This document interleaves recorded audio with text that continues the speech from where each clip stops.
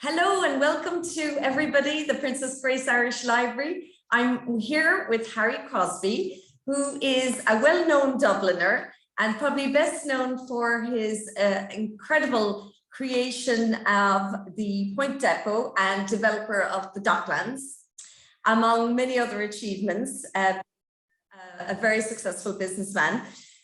So welcome, Harry. Thank you so much for joining us from your home in Dublin.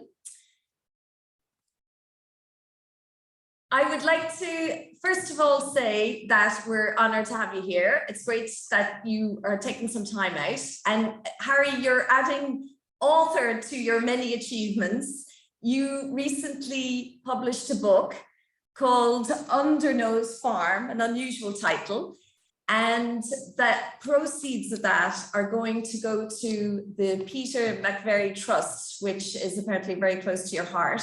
So we would love you to tell us a little bit about that. And this is tying in very nicely with the Princess Grace Irish Library's theme this year, Joyce, Ulysses, and of course, Dublin, that inspired him so much. So there's quite a couple of parallels with yourself and Joyce, and you have a little anecdote about Joyce to tell us. So first, Harry, you said you'd like to read a story that you have written about you two, because you're a long-standing friend of theirs, and you very kindly have written a special story for us today.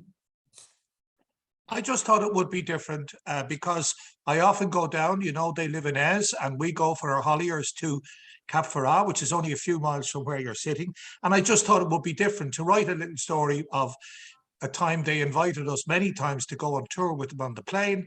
And I just thought it would be interesting because it all happened down around where you are. So there you go. Oh, that's wonderful. It's not meant to be any, it's not meant to be high literature, but it might be interesting. So will I read it? We'd love you to, Harry. Thanks. Okay.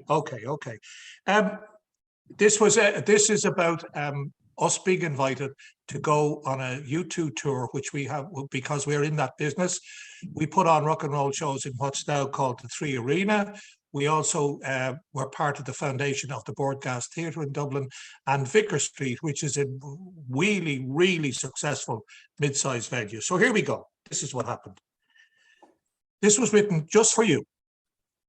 The Côte d'Azur, Riviera, south of France, Monte Carlo, blue sky, warm skin, red wine, calm sea, pleasure. These words in any order call to mind that last word, pleasure.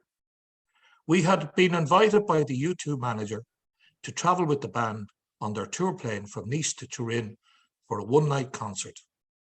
We stayed with him in an apartment up over the sea, sitting in the morning sun, drinking coffee with our croissant, his phone gently purring from time to time, a small tinny voice in his ear, the U2 machine flexing its muscles and limbering up for another deep dive into rock and roll history, speaking low. No, yes, that can wait. Tell him to bugger off. Cheeky bastard. I will sign that on the plane. We'll talk about that and hold on to that one. Slow, careful, methodical work. Behind the bright lights where the public never see. Another world, a closed world. A cunning old promoter told me that in the dark ages, they paid a penny for a quick peep at a two-headed goat behind the curtain in the dark of a covered wagon at a country crossroads fair. That's show business. Now we have lights, but never let them see how it's done, he said. It's a dark trade, a trade of the night. Heavy convoys of trucks crossing frontiers in the night, leapfrogging gig to gig, country to country. The foot soldiers of rock, the smoke and mirrors men. Hundreds of scaffolders, humpers, riggers, fitters, techies, old hands. Many years working in tight teams, battle-hardened frontline troops, controlled, quiet, stick to the plan. Tried and tested under fire. Men at work, do not disturb, a pleasure to watch. Mid-morning, black car, doors open, no fuss, low key, German driver. Good morning, sir. Good English. Mr. M, reading reports, do not disturb. At the airport, the strangeness begins. In a cargo gate, Miles from the main buildings, cars pull into big warehouse, polished concrete floor, echoing empty. A row of private jets, money, money, money. Stage crews assembled, many familiar faces. Hello, hello, hello, they say. Welcome to our world. We know this business from the inside. Our role today, stay quiet, keep out of the way. We're old hands. This is not our first rodeo. Mr. M, sitting on a flight case, surrounded by senior crew. Clipboard, phone, check, check, check. Next surprise, no bus. We walk out to a big white anonymous plane, parked between fighter jets and those yellow forest fire planes that land on the sea, the ones you see on the telly, the flying waterfalls. Up the steps, U2 logo, small, on the side of door, understatement as art form. On the plane, bigger seats, fewer seats, more room, no moving, no music, no palaver, no guff. We take off just like that.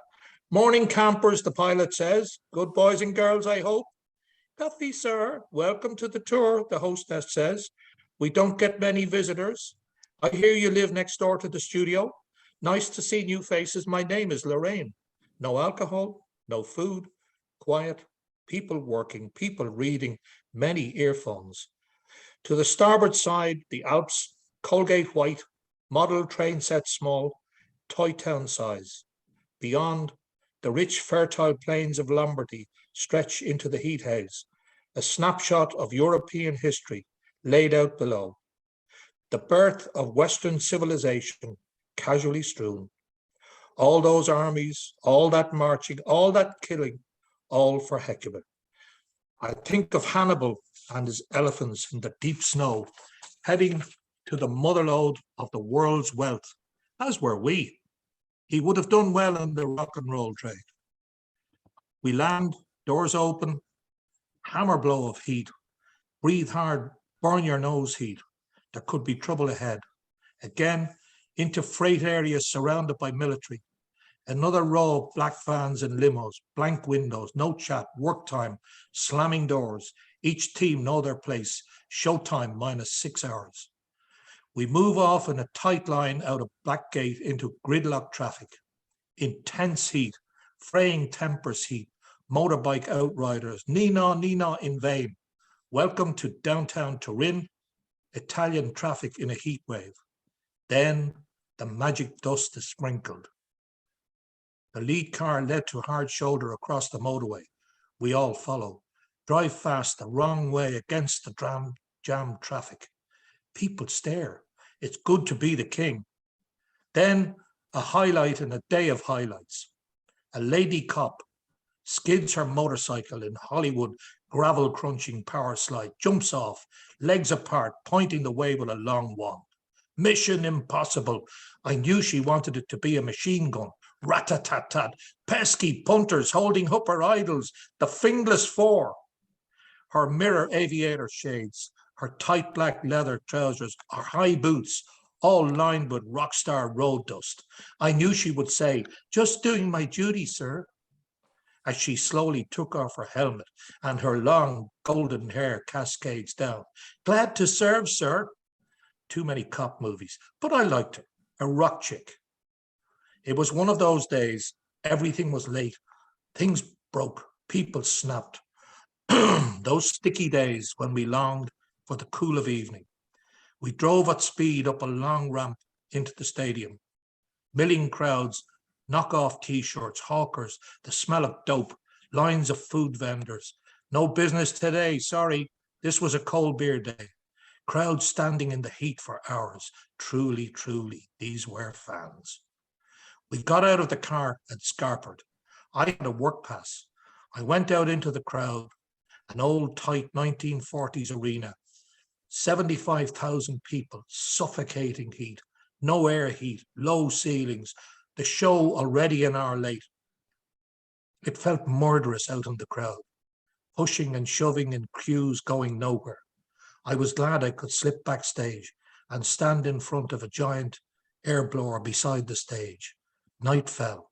A police chopper clattered overhead and beat the air.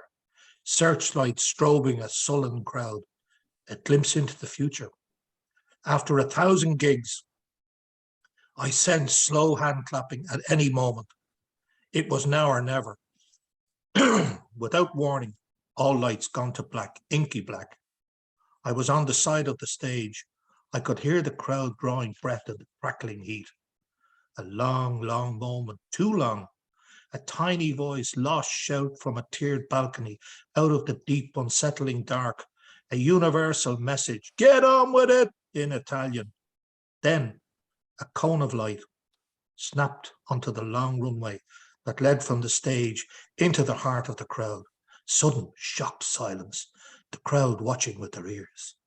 A hand slid into the light, then a foot, then the lead vocalist, Mr. B, the man. Not a word, not one word. He walked John Wayne down the runway, fell to his knees, arms held wide. He spoke low in Italian, like the Pope. He beat his chest gently with closed fists.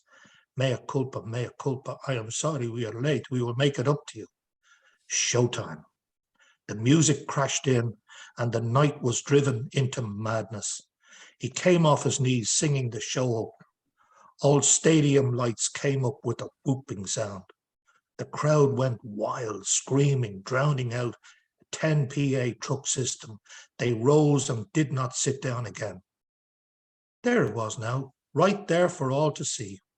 A great band laying it down at the top of their game. Strutting, striding, loud, loud, loud. Talent, life force, lust for glory. If he had said storm the city walls, they would have done it. 75,000 people, an army, a heartbeat from ecstasy. The deep, mysterious, strange power of rock and roll enters stage left. Below music, below intellect, below talent, another thing, a dangerous thing. I looked out at the faces in the dark. What do you see on those faces? Anger, smoldering, futile anger. That's why it's so dangerous. Performers can reach into the heart of the crowd. Some of them can. Some of them can calm them, soothe them. Christy Moore can do it. Tommy Tiernan can do it. I watched Sinatra do it from the side of the stage in the Point Depot. A grumpy old man we could not please. He walked on, flicked a switch, and there it was, shining out of. The crowd knew.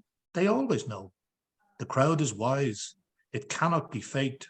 They cannot be fooled. The stage shows all, nowhere to hide. Elvis, poor old dead Elvis, the king.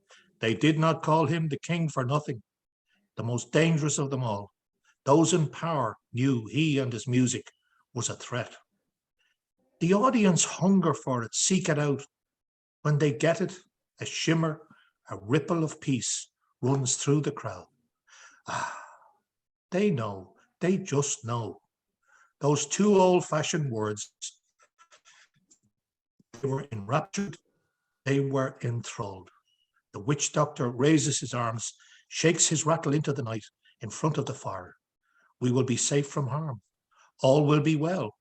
That's what it is. At its best, that's what it is. Black magic to hold those demons back. The best of them double in size on stage, walk tall, born to live in the razzle-dazzle glare. Arms and legs wide, moonwalk slow dancing, feet in treacle slow, speaking slow, gaps in the sound. They seem to speak out far beyond the crowd, speaking to the sky, but to each person, intimate.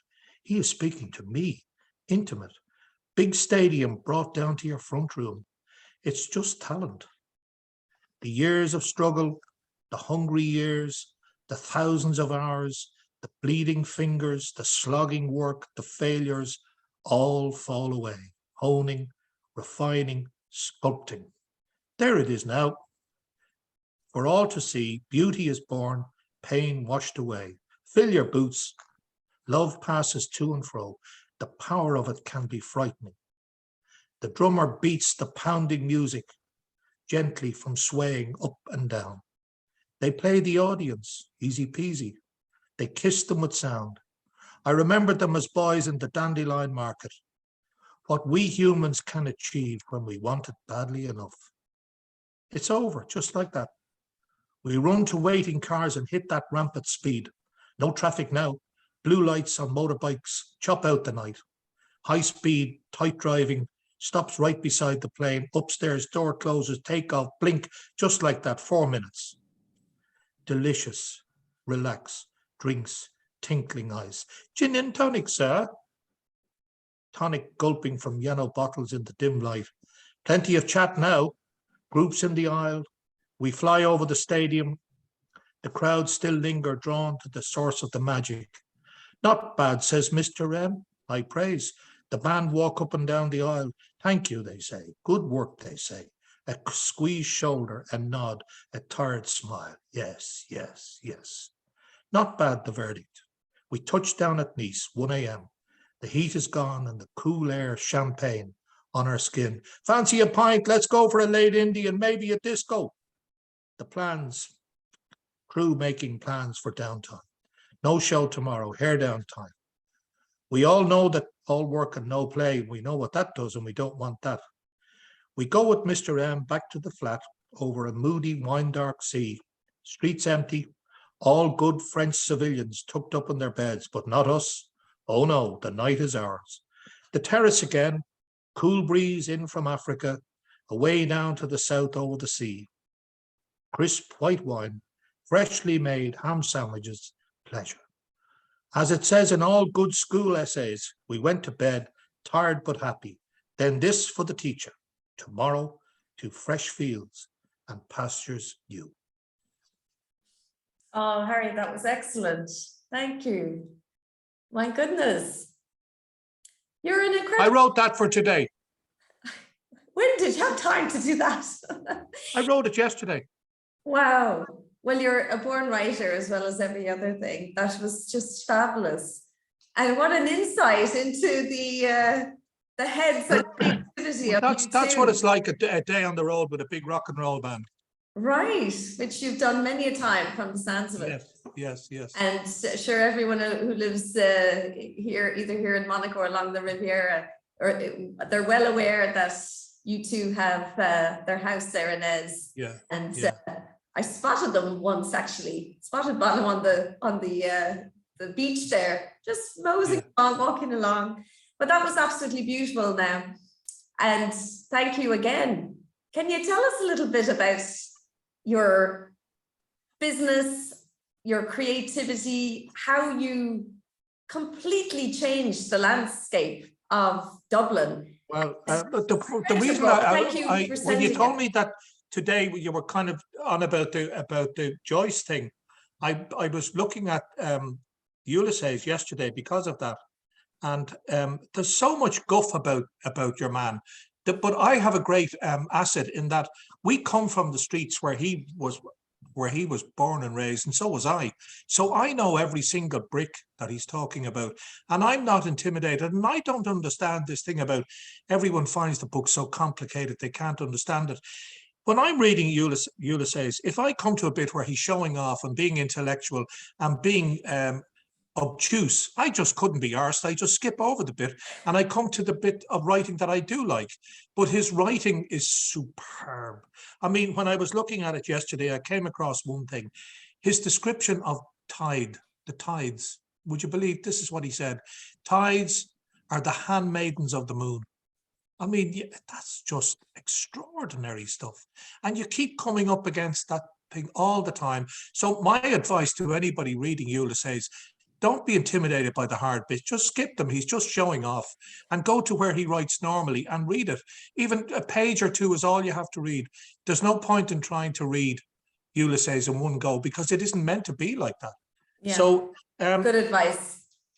That's what I think. And you know, the Dublin that he came from, when I was a teenager in the 60s, before the big influx of world money that has come in, Dublin was completely unchanged from the day he was born.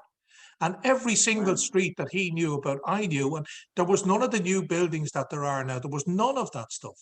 And particularly down around the docks where we worked and where my family came from, there was, the ordinary people of Dublin didn't go down there.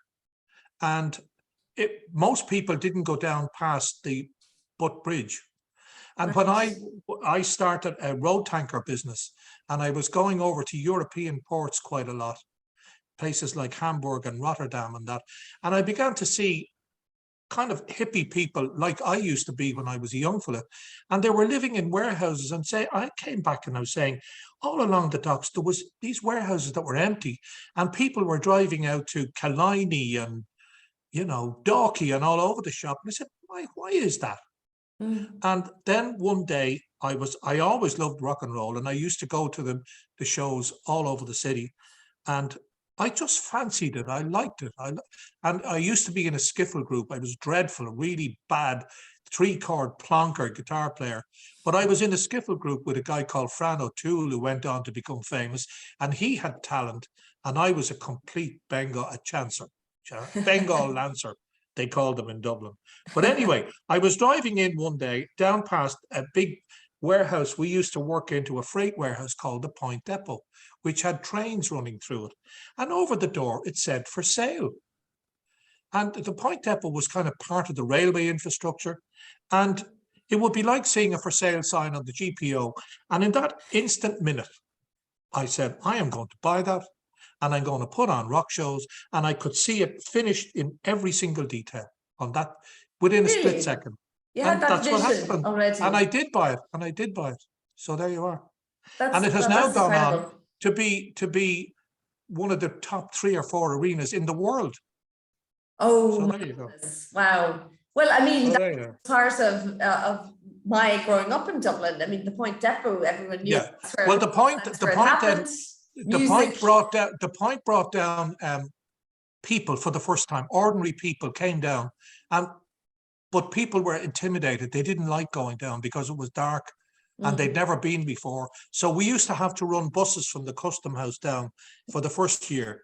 And the kind of legend has it that it was a big success from the first day, but that's not actually true. It took a year or 2 to get it up and running. We couldn't get people to go down there. They were afraid of the place. Yeah. And I couldn't get the acts. And then eventually I met a guy called, what was his name? I'll think of his name now in a second. And I sold him a half share in it. And he had a big English promotion business, and he could get the acts, and he knew the business much better than me. I knew how to buy land and do stuff and whatever. But when he came in, Apollo Leisure was the name of the company. They were able to book the acts, and then we began to get the acts, and then it very slowly and gradually took off. Yeah. But only because I brought in somebody who actually knew how to do it, which I didn't. Yeah. So that's the story. Yeah. And then suddenly people, began to say, there's all these hundreds and hundreds of acres in this beautiful part of the city down by the river, and it's for nothing. And I began to buy property very, very, very cheaply.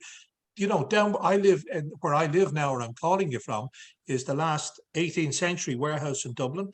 And I look out the window and I have a big sheet of water and ships going up and down and all. It's amazing. But exactly. In other capitals in Europe, I know, but then property was so expensive. But then the big American firms. The big American firms began to come in. And now all around where I live, we have the headquarters of Google and Facebook and whatever. And now it turns out that Ireland is phenomenally good at this tech business because we speak English, because we're very, very clever people. And there's a whole new world out there. And Ireland has become one of the most, well, certainly Dublin has become one of the most sophisticated places in the world. And everybody wants to live here. When I go over to the shop to buy the paper in the mornings, I hear 100 foreign accents. And, in my lifetime, there was casual labor on the docks. And outside the Point Depot, which it was then, there used to be a casual read. And there would be hundreds and hundreds of men, and they'd be picked casually. And if there was no work, they would walk home past where I live now, soaking rain with no money, in absolute poverty. And all that poverty is washed away. I was laughing with somebody the other day. My wife has a cafe bar just up the road from where we live. And all the dockers, when I was a young man, they used to walk home in Dickensian poverty. And I looked around and there were 6 Brazilian young girls lying on the ground in their bikinis, sunbathing. And I just What a said, change. isn't that just wonderful? Yeah. And that's the change. I have lived to see the changes in Dublin, which are truly astonishing in one lifetime. It's amazing. And that's what I loved when I read your book, Under Nose Farm. That's what I loved. You're capturing that loss. Under Nose Farm, hello? All the money is going.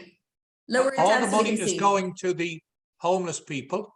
I did a smaller version of it, and then it sold so well, we put 25 into it. It was published by Lilliput Press. It's available online. I think it's 12 or 14 euros. And there's a lot of very rich people living down where you are. Buy 12 at a time and give them to your friends. We need the money. Buy 12 at a time.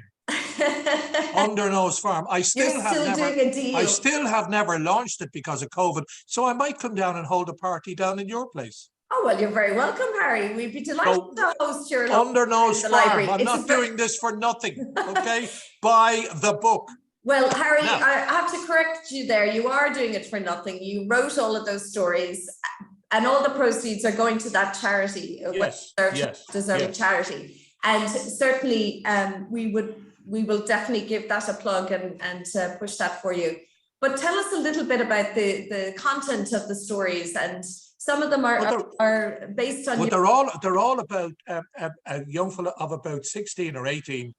Who could be described as being cheeky. Now, you wouldn't imagine I'm not cheeky now, obviously, but I might have been cheeky then. Right. And it's about when I was young, my father had trucks and vans, and I used to get a lend of a van and do work on a Saturday with my van to earn money for drink and to bring out girls. And it's all about that. There's 25 stories. You had a vision. You had a goal in mind there. Yes, I had a goal in mind. Yeah. So I was the richest teenager from miles around because I did very well. And when young fellas are going out, they always say, how much have you got? And, people would say, I have 7 and 6. And I used to say, well, I have 400 quid. Well done.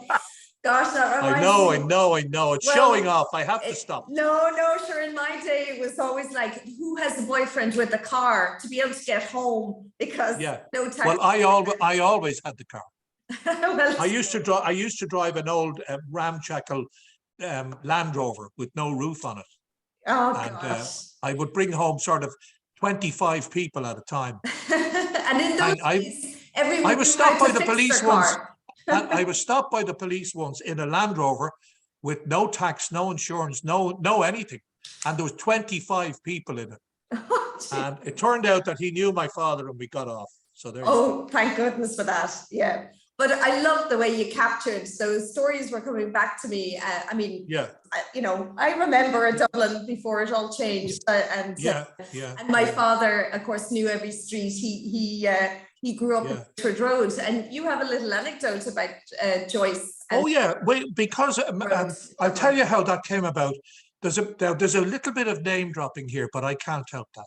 No, please. We go for lunch, and I'll tell you who was there. We go regularly. Gay Byrne, who has since died, who was a very famous broadcaster here with the longest running chat show in the world. There was John Borman, the famous movie director, John Banville, who won the Booker Prize. Yeah. And one other, who else was there? I think it could have been Neil Jordan, someone like that. Oh. And we were chatting one day, and I happened to mention about the Whitwood Road thing and saying, isn't it a great pity that Joyce wanted to put a bench at the corner of Claude Road where his father lived in Diggs, and the Dublin Corporation wouldn't give him planning permission. So they all said, but that's outrageous. And I said, well, I'll tell you what, if I go and fix it, will you guys all help me? And they said they would. So I was doing a big job on the docks, and we had loads of big timber benches, and I robbed one of the benches and I went up to the corpo, and they said, you can't put it on the street because of people will fall over it and so and so. So then I went into the little hospital where it turned out Joyce's father died. The Whitwood Hospital. Do you remember it? Oh, yes. And I went in and I said, can I put this thing inside the gate? And they said, of course. So we put it there, and we all went up and got our photograph taken, and we put a bench for James Joyce, for his father. And it's one thing I am really, really proud of that. Oh, that's wonderful. I know that sounds like boasting, but it's not No, meant. no, I've seen it there, and it's a lovely tribute because Oh, that's good. he deserved that. And but That's you're good. a man who makes things happen, and it's absolutely wonderful. So Right. we would love to have you here to Okay. more about this, and just a little thing on your friend Richard Ford, who endorsed your book actually, and he Mr. Who? Richard Ford. He Oh yeah, Richard Ford. Yes. he lectured at Trinity College Dublin, who we have a Well, collab. I met him because he was lecturing in Trinity, and Mm. I was over there one day, and I didn't know who he was at all. And we just got chatting, and we said we'd go for a pint, and we became friends. And only Excellent. long afterwards, I discovered who he was. He's a very, very famous writer. And then he has been to stay with us. He's coming over. We have a little seaside cottage in Wexford on the sea, and he's coming down to stay there. And himself and me and Banville are going out next week, I think it is, for a few pints. And I said about the book, and he wrote the great thing on the back of the book. I think he's telling a little bit of a lie, but anyway. Not at all. It's well-deserved praise, Harry. Oh, good. Okay. Thank you so much. And I'm conscious now our Zoom is going to get cut off shortly. Our time is up. Okay. So I want to thank you so much. And listen, it sounds like the three of you might have another book in the making between you. Well, I've another 10 stories ready. And if you like that one about the U2, I might fix all the mistakes and put it into the next book. That's fabulous. Okay. Thank you very much. Harry, thank you so much for joining us. Talk again. Bye. Bye-bye. Take care.